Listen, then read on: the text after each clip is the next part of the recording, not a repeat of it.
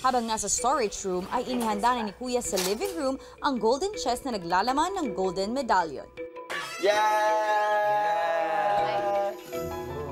Look! There! Oh! Oh, there's a bar! Diba? Action ko nung nakita ko yung kahon po kuya is weekly task po yun kuya namin. Wala po akong ibang iniisip, weekly task po talaga. Pwedeng tignan yan? Or may hudyat? Nung makita ko po yung kahon kuya, kinabahan po ako konti. Ang iniisip ko po kung ano ang laman po ng kahon. Diba? May ganyan na tayo. Yeah, no, wala. Ngayon lang, bago yun. A lot of us were confused. It's the first like it of its nature. We've never seen a golden box. Maya-maya pa ay tinipon na ni Kuya ang housemates sa living room para sa isang mahalagang anunsyo. Housemates, Yes, Kuya. nasa inyong harapan ang isang golden box na maglalagay sa isa sa inyo sa pinaka-inaasam na pwesto sa loob ng aking bahay. Oras na para malaman kung ano ang nilalaman nito. Sino sa inyo ang gustong magbukas ng kahon? Bumi, together. Together? Okay. Nakaka-inspired po yung last task na nanalo kami. So, excited na po ako nung buksan yung box kasi nasa isip ko nun is weekly task. Dahan-dahan.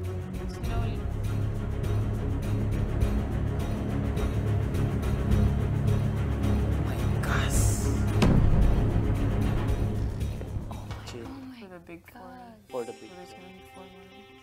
It looks like special, diba? Golden, diba?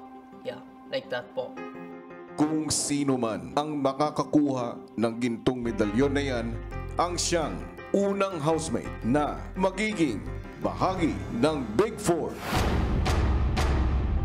Sa unang hamon na inyong haharapin, kinakailangang pumili kayo ng isang housemate na pagkakatiwalaan nyo upang maabot ang inyong pangarap.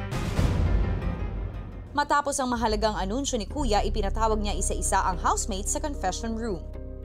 Tatanungin kita, sino ang pinipili mong maging kakampi at katulong para magdala sa iyo sa iyong pangarap? Ilang sandali pa, Tinanong ko kayo ng isa-isa kung sino sa tingin ninyo ang housemate na mas makakatulong sa inyo para harapin ang mga hamon na ipaglaban ang inyong mga pangarap. Ngayon ay sasabihin niyo sa akin ang inyong mga kasagutan sa harap ng iba ninyong mga housemates. Kung sino man ang mga housemates na pinili ang isa't isa, sila ang magiging magkapares. And we will start with you, Andre. The reasons why I choose this person is because for the past few weeks has been the hardest weeks of my life talaga. And throughout the weeks, this person has been able to help me get through it. This person grows and takes risks and is willing to learn new things, put themselves out there, and learn more about themselves. This person that I choose is Silu.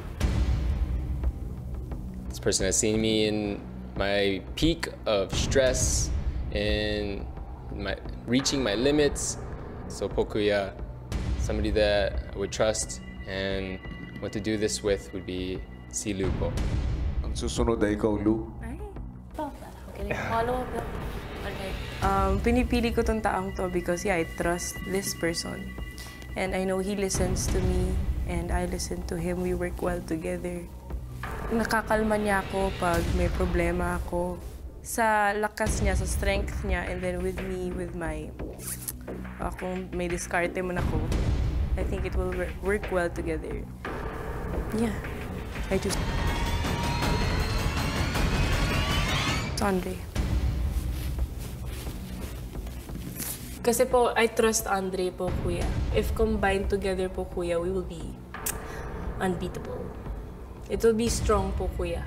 Ang susunod ay ikaw, Fumia.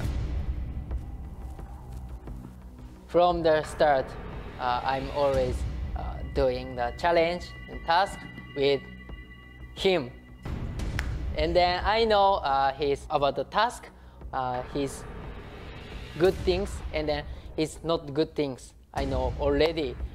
Yeah, that's why if I became with him, I will more strong. That's why I choose him.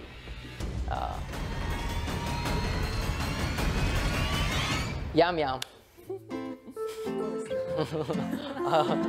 Surprise. Surprise, di ba? We understand each other. That's why if he helped me,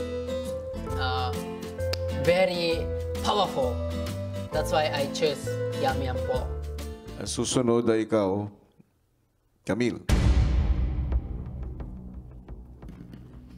Pinili ko tong taon to kasi nakita ko kung gaano siya ka-positive. Hardworking siya talaga. And then, matured. Matured siya mag-isip. Tas tingin ko kasi talaga magkakasundo kami. Kaya ang pinipili ko si Yum Yum. Oh my gosh. Feeling ko po, magkakasundo po kami pagdating po sa task or sa mga challenges po. Yum Yum. Kuya, Dalawa ang pumili sa'yo. opo. Ngunit isa lang ang maaari mo maging kapares.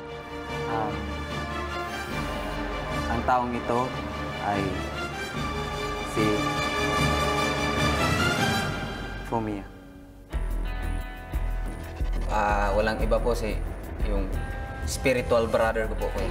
Si Fumia po, kuya. Walang nagbago. Simula nang unang kami nagkita until now. Kaya pinagkakatiwalaan ko talaga siya, kuya. Ka napili, wala ka pang kapares.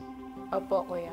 Expected ko na po na walang pipili sa akin. Kasi po, may na po talaga sila kanya-kanyang gusto. Kumbaga, nagbakasakali lang po ako na baka pwedeng dumoble. Kaya po si Kuya Yum Yum yung pinili ko. Ang susunod ay ikaw, Kim.